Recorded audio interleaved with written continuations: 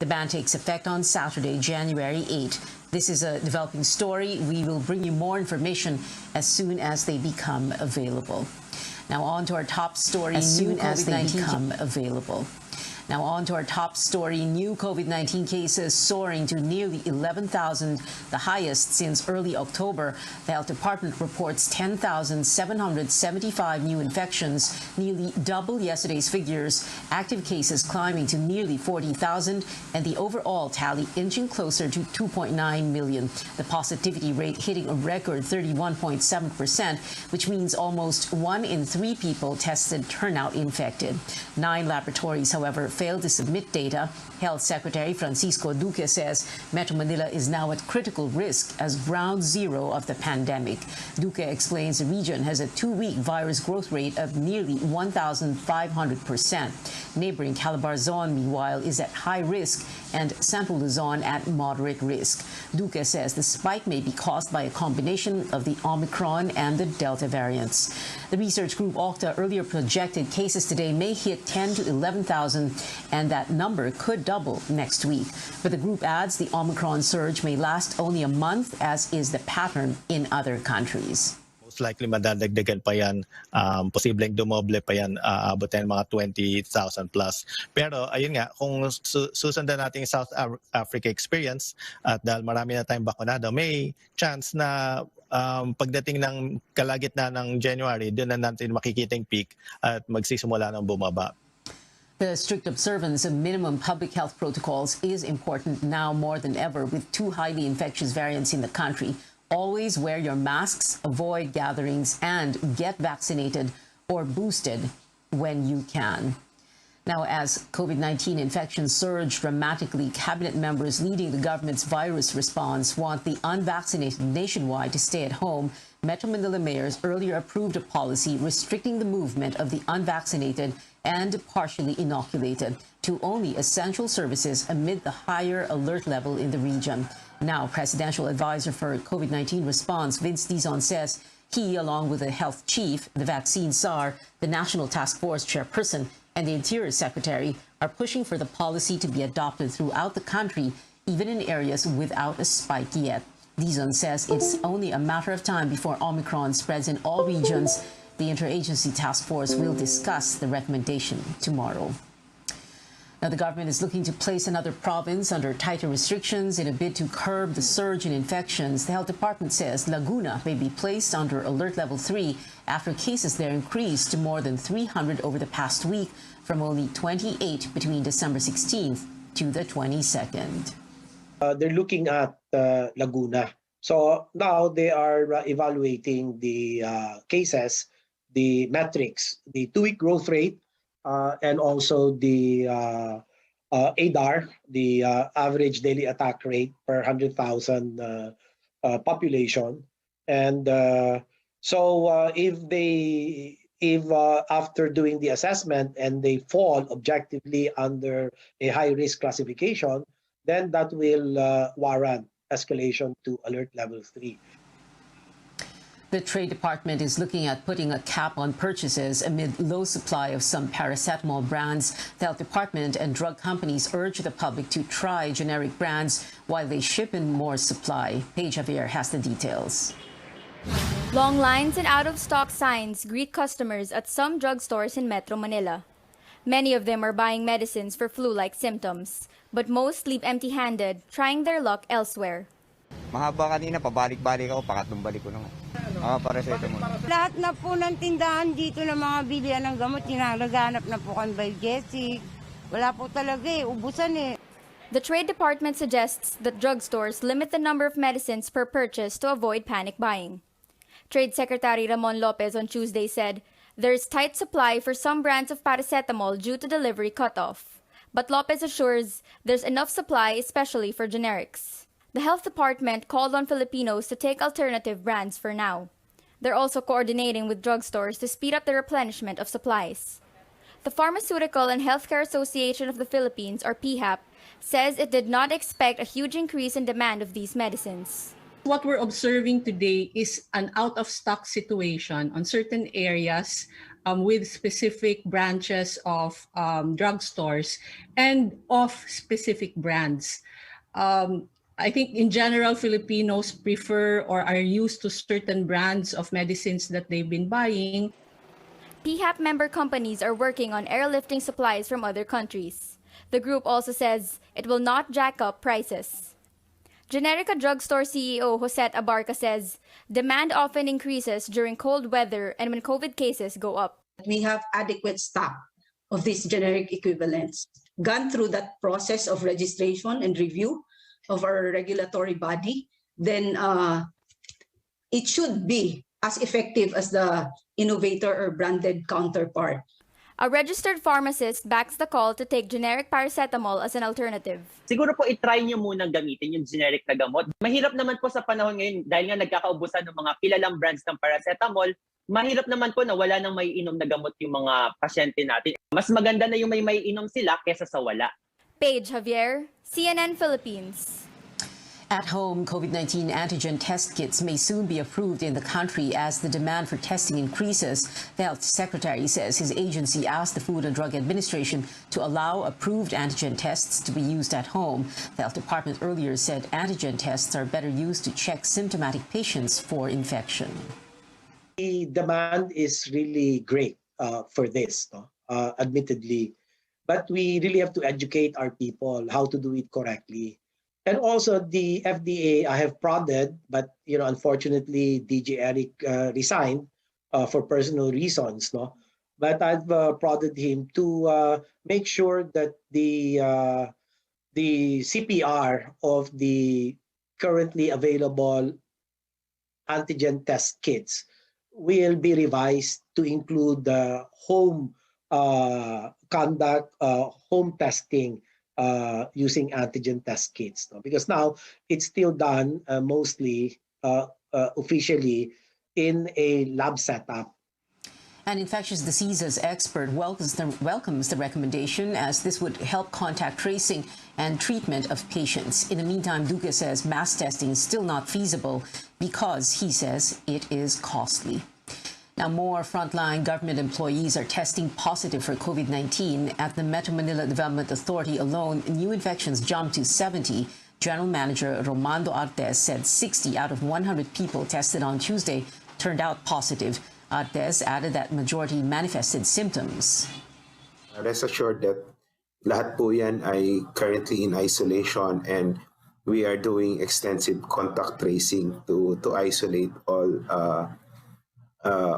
employees na exposed.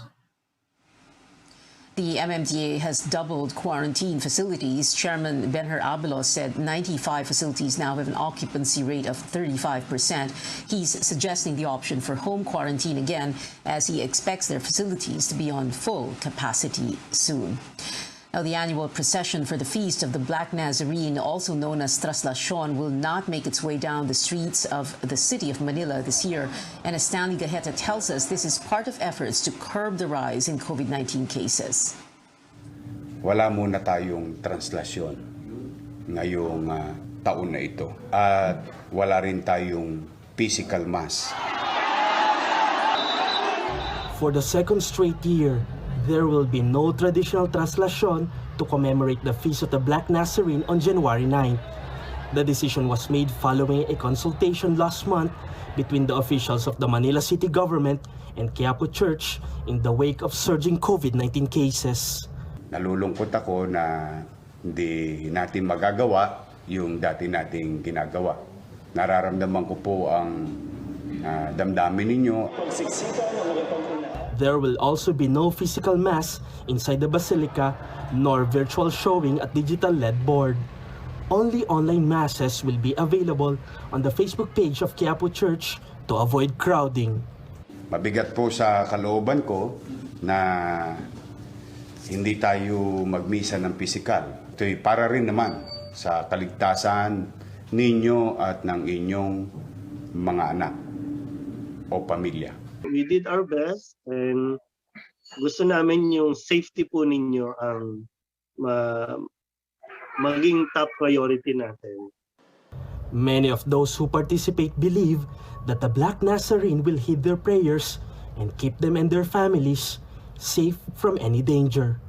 Lahat ng request ko, since na nag-start ako sa kanyang humiling, binigay niya naman. Lahat ng hiling, makaalis ako, mga pamilya. Naliligtas kami sa mga sakuna dito kasi napapalibutan kami dati ng may mga sunog. Kumbaga parang umiiwas yung apoy sa amin.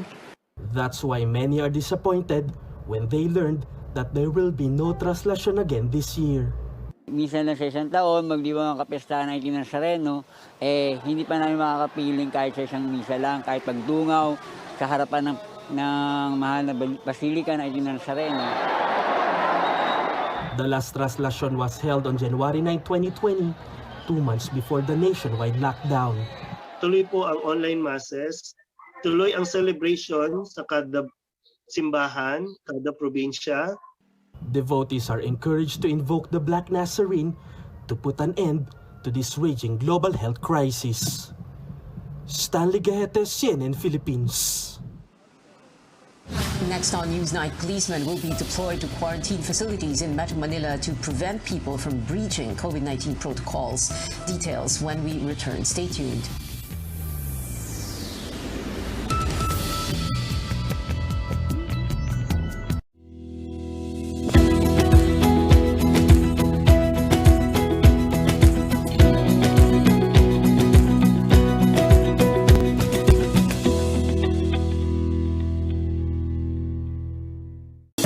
Akala ko conquering the universe was the ultimate, but there's more. Dahil tinawag ko ako ng Panginoon for a major purpose. To guide the youth, help communities, and to bring others closer to Him. Kaya I take care of my health through proper diet, exercise, and MX3 capsule. I am ready to serve. Kasi para sa Panginoon, hindi lang ako fourth runner-up.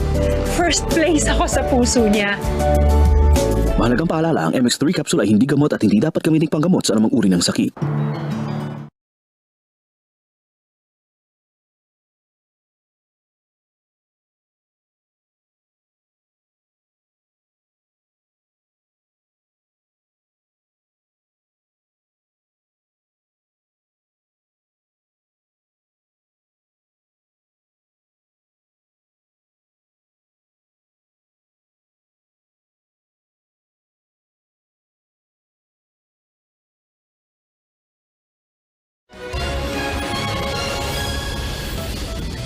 Welcome back to Newsnight, where we go above and beyond the headlines. The Tourism Department suspends the accreditation of Berjaya Makati Hotel after it failed to stop a returning Filipino from skipping quarantine.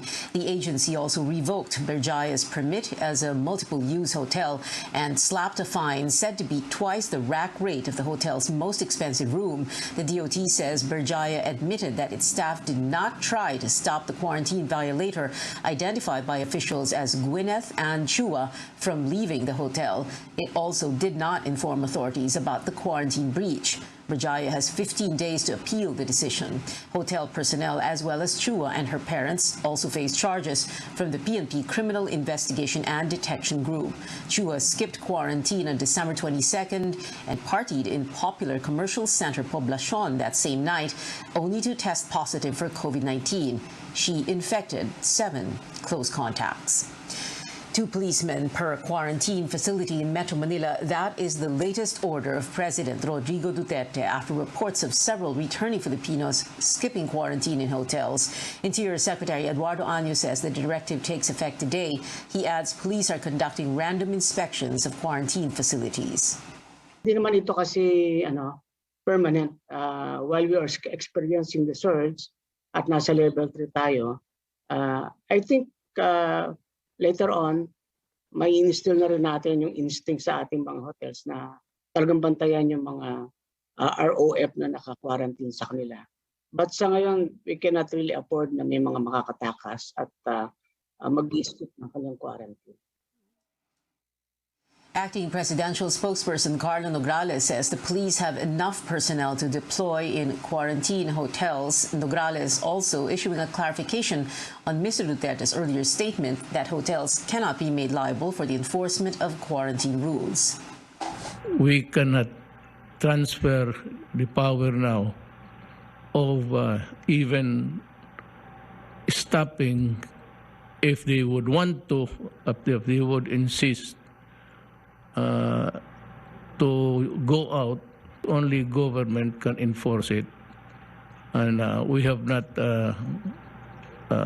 even to the extent of delegating them the powers to stop them physically. So that would be a messy thing to do. The President ordered DILG Secretary Ed Año to ensure that may police personnel tayo to strictly enforce doon sa mga quarantine facilities and isolation facilities natin because of the limits of the employees ng hotel to physically enforce. It does not remove or absolve them of their negligence, the omissions of their act, the non-reporting. The cases will be filed, the cases will be prosecuted, and then it will be up to the judge to decide. The Justice Department also points out quarantine facilities can be held accountable under the law on mandatory reporting of notifiable diseases. Funding for the Batangas government is up 30% this year, with the landmark Mandanas ruling finally taking effect. How do local governments plan to approach the budget increase? Our Lois Calderon gives us the details in this special report. Meeting his health council was Batangas Governor Dodo Mandana's first order of business for 2022. Their agenda: spending the 5.4 billion peso budget for this year, a huge chunk he allocated for free health care for Batangueños, and building more hospitals as the Omicron variant dampens hope for an early end to the pandemic. That budget is 30% higher than last year's allocation, thanks to the Mandanas ruling that commands the national government to give provinces down to the barangays a bigger slice of national taxes. That is really the first concern that we have right now. Really health. Kasi masyadong malayo talaga ang national government. Pagbibigay ng gamot, pagbibigay even ayuda, which is really very bad, napakahirap. The landmark Mandanas ruling took effect January 1st, or 3 years after the Supreme Court told the Duterte administration to give local government units what's due them. Since 1992, when a law granted fiscal autonomy to provinces outside economic center Metro Manila, local governments had been getting just 40% of the taxes collected only by the Bureau of Internal Revenue, or BIR. But the High Court ruled that 40% must come not just from the BIR, but from all national taxes, including customs duties, tariffs, taxes from exploiting national wealth like minerals, and a whole lot more. LGU's tax share consequently now has a new name: National Tax Allotment, instead of Internal Revenue Allotment, or IRA. How much is that this year? Almost 1 trillion pesos of this year's 5 trillion peso national budget. Nililist po natin yan sa Bureau of the Treasury, and that should be credited to all accounts of the local government units. The budget boost is seen to bring progress beyond Metro Manila, but the World Bank had flagged that local governments might struggle spending the money. Decentralization meant they need the know-how to handle functions passed on to them by the central government. All eyes could be on Batangas as to whether or not the Mandanas ruling will be carried out properly. The province's chief executive was one of 2 petitioners who challenged before the Supreme Court how much share local governments can get from national taxes and how a higher revenue allotment will lead to the delivery of more services to the people. Mandana says he and his team are ready. Alam namin kung sino ang nagugutom.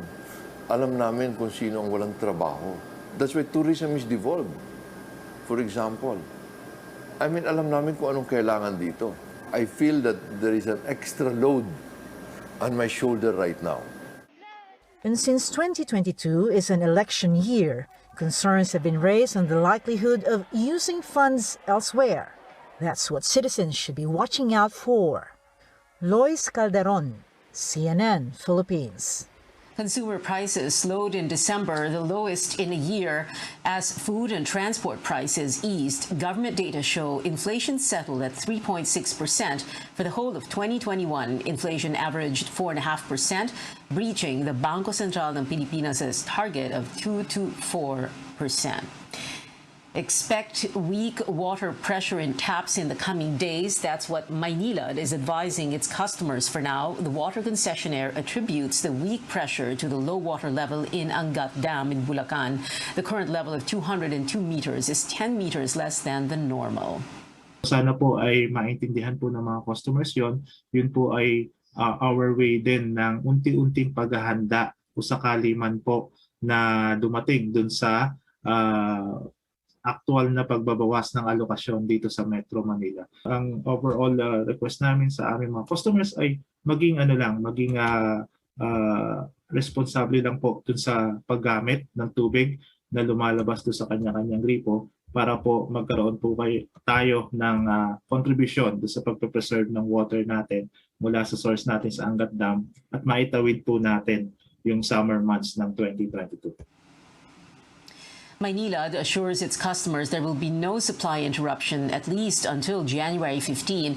The company adds it's working to avoid a repeat of the water crisis of 2019. Back then, Metro Manila and surrounding provinces suffered extended periods of service interruption when water at Angat Dam dipped to below the critical level.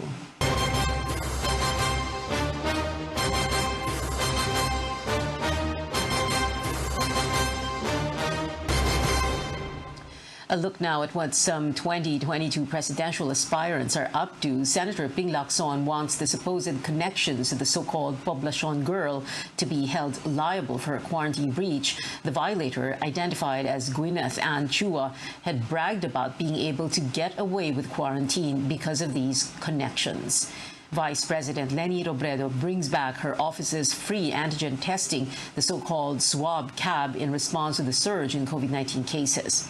Volunteers of the Marcos Duterte tandem are now distributing construction materials to repair damaged homes in areas affected by Typhoon Odette. And Senator Manny Pacquiao vows to require all government officials to sign a bank secrecy waiver in a bid to fight corruption. The Commission on Elections is unlikely to reopen the filing of certificates of candidacy for the 2022 polls. In an interview with COMELEC spokesperson James Jimenez on Politics as Usual, he said the request of the Cusi-led faction of the PDP Laban would bring election preparations back to square one. Jimenez also notes it would be impossible to postpone the polls this May. Medyo unlikely na mapagbigyan yan, kasi masyadong maraming konsekwensya yung pagpapa-reopen ng ating filing ng COC. Remember, just apart from the fact na ang haba-haba na ng binigay na period for filing COCs, kung uulitin mo yan ngayon, hindi naman isang partido lang ang magte-take advantage niyan eh. Ang daming epekto niyan, down the road. Sabi nga nung mismong petition, humihingi din sila ng postponement ng filing ng balota. And that would probably be a logical conclusion of that. So makikita mo kung gaano karami ang gagalaw na mga activities ng COMELEC dahil dyan. Meanwhile, Senator Amy Marcos says her brother, presidential aspirant Bongbong Marcos, gets favorable results in pre-election or pre-campaign surveys because many Filipinos believe their father, former President Ferdinand Marcos, did good things for the country. I truly believe that history judges you over the long haul. And the long haul has been almost 40 years. Biglang siguro na re-realize rin natin at napapakinabangan pa rin natin lahat ang mga iba't ibang project ng tatay ko. Catch the replay of Politics as Usual this Sunday, January 9th at 7:30 in the evening, only here on CNN Philippines. We're going to take a quick break, and when we return, Olympic pole vaulter E.J. Obieno wants to keep representing the country. The Sports Commission's recent demand makes this even more of a possibility. And the Harry Potter reunion special got a celebrity switch because of an editing error. Keep it here on CNN Philippines.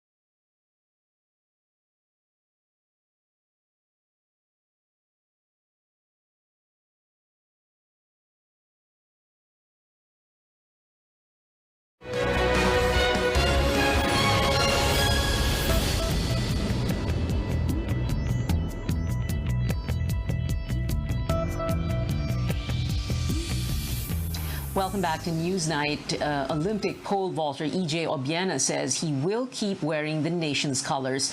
This despite the Athletics Track and Field Association's recommendation to expel him from the Philippine team.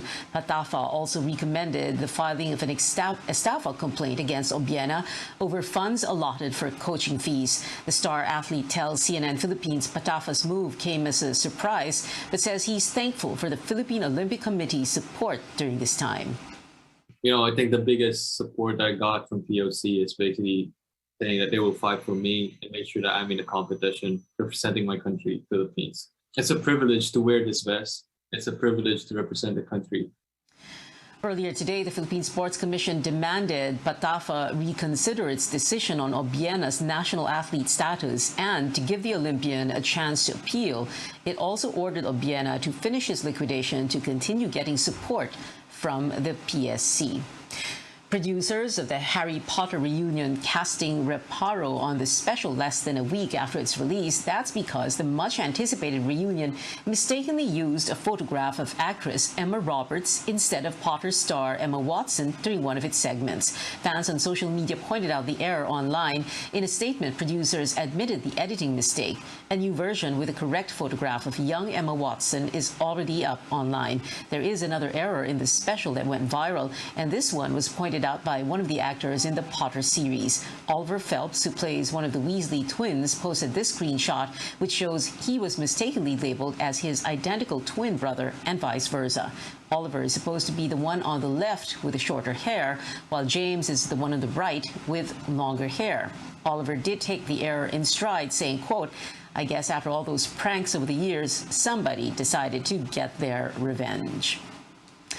The show will go on for this year's Golden Globe Awards, but not the way you'd expect. CNN's David Daniel has that story and more on the Hollywood Minute.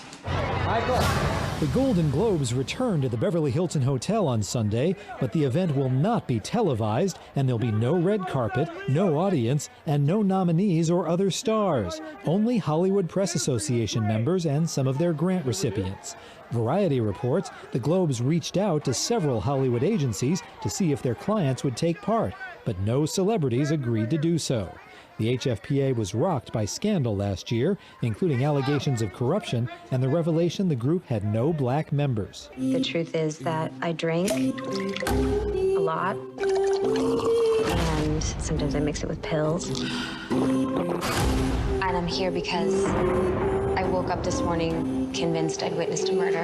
Here's your first look at Kristen Bell in a spoof of such thrillers as The Woman in the Window and The Girl on the Train, a Netflix series titled The Woman in the House Across the Street from the Girl in the Window. Bell is also an executive producer on the parody mystery series, which debuts January 28th. Or does it? In Hollywood, I'm David Daniel. And that is it for now. Join me again on News.ph at 7 p.m. I'm Pia Ontiveros for Newsnight, where we go above and beyond the headlines.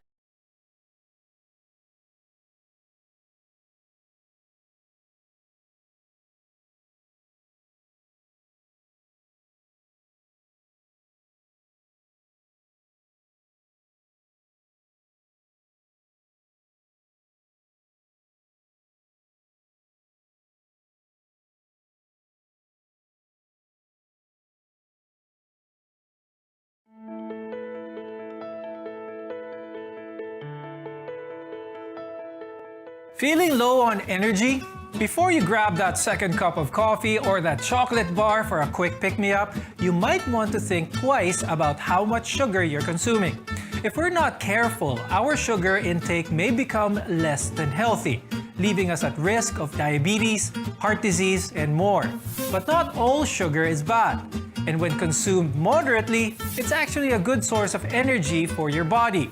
I'm Dr. Freddy Gomez, and this is MedTalk Health Talk on CNN Philippines.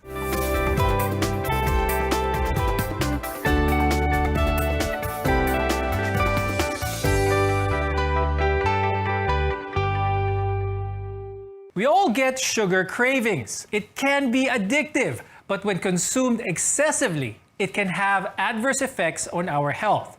Our guests are here today to tell us more. With us is Dr. Maria Feliz Gomez Tuazon. She's an endocrinologist from the University of Santo Tomas Hospital and Capital Medical Center. Also with us is Joe Sebastian, who's a registered nutritionist, dietitian, and coach in the Rebel Fitness app. We hear a lot of information and misinformation about how sugar can impact our health. Some even say that eliminating it from our diets will improve our overall well-being. However, it's a vital source of energy for our body. Of course, though, not all sugar is created equal. I'll start the conversation with Coach Joe. Are there any good sugars for us? And if so, which ones could they be, Kaya? Could you give some examples for our viewers? When we say sugar, it's not just your table sugar. It's also all sugars that you get from carbohydrates. Carbohydrates break down into glucose, fructose, galactose, which is scientifically terms called sugar, diba? And that's your main energy source. So sugars are essential for your body, especially for the preferred source of energy. So carbohydrates, high fiber carbs especially, will be very helpful for you when it comes to your energy levels. Now, what are some examples, kaya Coach Joe, ng mga sugars that aside from that na nilalagay sa asukal, what other forms of sugar are there that could be beneficial for one's body? Well, of course, we go to our complex carbohydrates. So you have your potatoes, you have rice, higher fiber rice as well, rolled oats, you have some whole wheat bread, you also have sweet potatoes, corn. These are your carbohydrate sources that turn into sugar, not necessarily a bad thing. Then you also have your added sugars. So that's your white sugar, brown sugar, cane sugar, agave, honey, all of those things. The difference or how we look into it of what is good and bad is more on the amount that we consume on a regular basis and not necessarily the specific type. Although we do want to maximize or use more of our high fiber carbohydrates when we can. Fructose and lactose are sugars that we don't have to worry too much about because these foods have nutrients that our body needs. On the other hand, there are sugars that we should try to avoid, like the sugar found in candy, soda, as well as cake. Dr. Feliz, tell us more about this and what are some of the common sources of it? Bakit hindi pa rin masyado clear kaya with majority of people what sugar is what and what is healthy for the body? Sugar is a form of carbohydrate and contains carbon, hydrogen, and oxygen molecules. So when carbohydrates are consumed, they are digested and broken down into glucose. These serve as the prepared energy for cells throughout the human body, including your brain and central nervous system. So complex carbohydrates are formed from 3 or more sugar molecules, whereas simple carbohydrates are composed of either one sugar molecule, either monosaccharide or 2 disaccharides. So the 4 most common forms of simple sugars include your glucose, fructose, aka the fruit sugar, sucrose, aka your table sugar, and lactose, aka your dairy sugar. But many replace these highly processed sugars that was mentioned earlier with natural sweeteners, like using honey instead of yung white sugar or yung table sugar. Coach Joe, is this actually better for our health using natural sugars? Is there a big benefit from substituting one table sugar for this? Actually, when you have honey and table sugar, there isn't much of a difference in terms of their impact into your blood sugar levels. It does depend on the amount. While honey might have antioxidants and other things to offer, you have to eat a lot of honey for you to get those benefits. So at the end of the day, sugar is sugar, whether that's table sugar or honey. It's the amount that we consume that we have to give more of a view or a look into rather than the specific type when it comes to these types of sugars. And while we can do without added sugar altogether, consuming it in small amounts is relatively fine. But the thing is, many of us have too much of it. But first, we mentioned that sugar is a vital source of energy. Dr. Feliz, pag-usapan natin ito, ano ba yung role talaga ng sugar natin sa body? So sugar, which is the form of carbohydrate, when broken down to glucose, serve as the preferred energy source for all the cells throughout the human body, including your brain and central nervous system. So glucose travels to the cells of the body where it is converted to your energy used out to carry out various functions such as muscle contraction, and temperature regulation. While some organs can use protein and fat for energy, remember that your red blood cells and the brain exclusively use glucose for energy. So a certain amount of carbohydrate intake is necessary for normal brain and bodily function. Dr. Feliz, yung mga gustong mag-give up ng sugar altogether, they try to avoid this. Is this actually possible? Can a person survive na zero sugar, absolutely zero sugar sa katawan? Actually, most of the diet are already with mixed diet, meaning there's a little sugar, there's a little protein, there's a little fat. So it is impossible to really make your diet completely zero sugar. There is at least little percentage. Like we also recommend for patients who are diabetics and those with other heart problems to have sugar in moderation only. Okay? Because everything you take in moderation is healthy. But if you take it in excess, it will be detrimental for your body. Now, we've heard time and time again that we should be consuming less sugar, and that's because too much added sugar affects the brain, your mood, and many more. Yes. And we'll talk more about this after a short break. So stay with us on MedTalk Health Talk.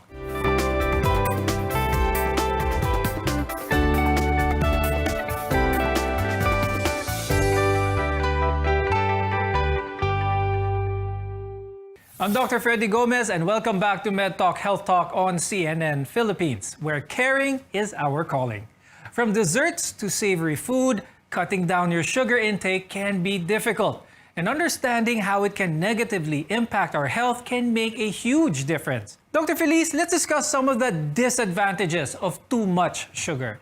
So eating too many foods with added sugar sets the stage for potential health problems such as, first, poor nutrition. If you choose sugar-laden foods instead of more nutritious foods, you miss out on important nutrients such as vitamins and minerals. Second is weight gain.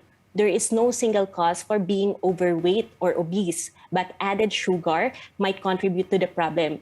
It's easy to get extra calories when eating food that are sugar sweetened. So obesity is also a risk factor for developing diabetes mellitus.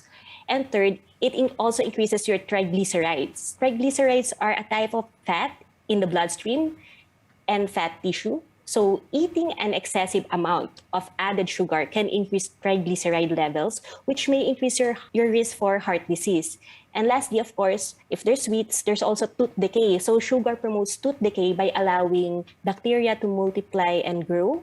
The more often you eat or drink foods with natural sugar or added sugar, the more likely you are to get cavities. Now, I'm sure a lot of you have heard of the term sugar high. When you're feeling tired or not in the mood, our impulse is actually to reach for candy or even chocolate. But this can actually affect our mood in the long run. Coach Joe, could you tell us more about this? How does sugar affect yung mood ng tao? Sugar usually affects our mood when it replaces our usual meals. If it replaces your more balanced meal, replaces your vegetables, replaces your fruits, that's when it can usually have an impact sa ating mood, diba? Especially because you have that boost of that carbohydrates, and then it slowly brings us down. So what we want to have is a more steady supply of energy throughout the day. And usually that can come from more balanced meals. So not necessarily to remove the sugar, but to make sure it doesn't replace other nutrients we have. So we have a more steady energy throughout the whole day. And that can overall improve your mood. Now, Coach Joe, pag-usapan natin about the link between sugar and that of joint pain. So a lot of our viewers, could it be that they're feeling some joint pain, some arthritic pain? Is this possibly related to sugar as well? Could you explain that part? There could be a possibility to relate those two. However, we do see that most of the time, what we really notice from a lot of high consumption of sugar is really what it replaces in your diet. And one of the things we see is we tend to really move towards higher sugar foods and we forget about the other nutrients. So with the lack of nutrients that we get from other food items, nagkakaroon ng deficiencies. And with those deficiencies, nagkakaroon talaga tayo ng mga complications, which can be anywhere from joint pain to mood fog, fatigue, and all of these other aspects. So what we have to look into is making sure that our sugary foods does not replace the other nutrients that our body really needs for us to be able to make sure that we're having all of our functions moving and doing the things they need to do. Dr. Feliz, how does sugar or excess sugar for that matter, may link din ito sa condition ng ating heart? What is the connection with this, Dr. Feliz? Added sugar or excess dietary carbohydrates may increase your glucose levels and may lead, of course, to obesity. And obesity will be a risk factor to develop diabetes. And of course, if a patient becomes diabetic, it increases the risk for heart attack, for 2 times increased heart attack. So there's always a correlation between heart disease and diabetes. I would like to add regarding eating more vegetables and lean meat is also good for the body because it has low glycemic index, and food or sugars with low glycemic index are really healthy for the body because it gives us lower rise in the blood sugar level of the body, which is beneficial for your body needs. Kapag ang isang tao ay na-diagnose with diabetes, especially diabetes type 2, is it possible to revert back to a normal state, or once na-diagnose sila, ito na yung a lifelong condition nila? Diabetes, yung tinatawag nga nila, yan ang pinaka-loyal na sakit. Hindi ka niya iiwan. So usually, once na-diagnose na diabetes, you're diabetes for life. However, you can manage it and do special precautions to maintain a normal target blood sugar. So meaning you have to do regular exercise, lifestyle modification, and proper diet. So that's it. And always remember, usually diabetes is also a genetic disorder. If one of your parents has diabetes, there's 40% chance of you having a diabetes. And if both parents are diabetics, you have 60% chance of developing diabetes. However, if you have good lifestyle, proper diet, you can prevent it. Experts say that eating sugar stimulates pathways in the brain that are associated with feelings of pleasure and reward. And these effects are similar to that of substance use. More on this when we return. Your health is our mission here on MedTalk Health Talk. We'll be right back.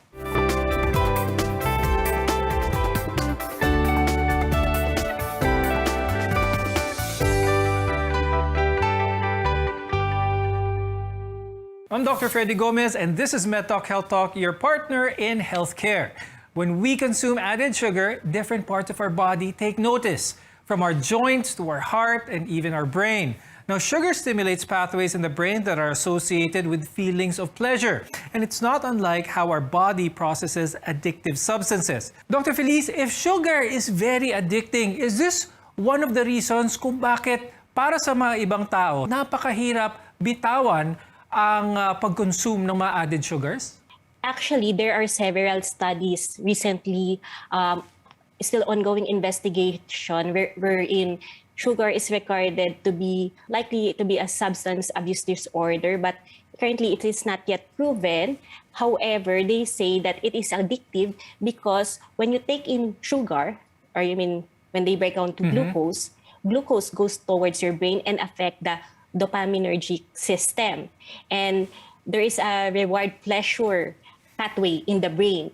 And when there is increase in sugar in the body, the sugar makes the person happy because of the reward dopamine pathway. So that's make addictive. Now, we need to make a conscious effort in our day-to-day, of course, to cut down on added sugar. Coach Joe, could you share with us some tips, especially in how to cut down on added sugar in our day-to-day? Okay, one thing that we do want to tap into, because there's also a mental health aspect to sugar. One of those aspects is that in disordered eating, a lot of the times, clients will have a struggle removing sugar because they have an all or nothing mentality. It's either I always eat sugar or I don't eat sugar at all. A lot of people have a tendency to binge on sugar because they feel like it's never going to be able to be eaten again. And so we have to remember, you're allowed to have these foods every single day. How much do you actually want or need to feel satisfied in that moment? And so what we can do is start pairing our sugary foods with more high fiber and more high protein foods to help balance out the release in insulin and help your reaction to it not feel like it's the end of the world, last time you're going to be able to eat it. So that's some of the tips I would do is 1, don't restrict yourself completely. 2, add more fiber and add more protein. And also 3, don't give yourself the mentality that sugar is necessarily bad. It's still important. It's still something that is part of your taste buds and part of your relationships and family. So remember to just enjoy it, but try not to overdo it because you can always have it again next time. Now, Dr. Feliz, when trying to minimize added sugar sa diet ng isang tao, it can be tricky, especially when you go to when people go to the grocery stores or sa palengke nila to buy certain things. A lot of items actually contain sugars. Are these artificial sweeteners actually healthier than regular sugar, yung mga sugar-free and things like that? So artificial sweeteners are sweeteners, well, we call them empty calories. So actually, kaya most commonly they are used sa mga beverages. So for people who have increased risk for diabetes, like those who are already on pre-diabetic range of blood sugar, and of course to our diabetic patient that can't really control themselves from eating sugar foods, as what Coach Joe have mentioned, we do not tell them to gradually stop sugar. We do it in moderation, as long as we do it slowly so that hindi sila mag-relapse back to eating bunch of sugar. So we recommend them to use artificial sweeteners instead of yung mga table sugar natin na refined white sugar, brown sugar, because they have higher glycemic load that will be detrimental for the body. Now, while that touch of sweetness might be tempting, making these small changes in your diet can improve your overall well-being. And with that, I'd like to thank endocrinologist Dr. Maria Feliz Gomez Tuazon and Coach Joe Sebastian for sharing with us your insights, and our viewers will definitely learn a lot, especially when it comes to sugar. I'm Dr. Freddy Gomez, and thank you for watching MedTalk Health Talk on CNN Philippines. We'll see you again next time.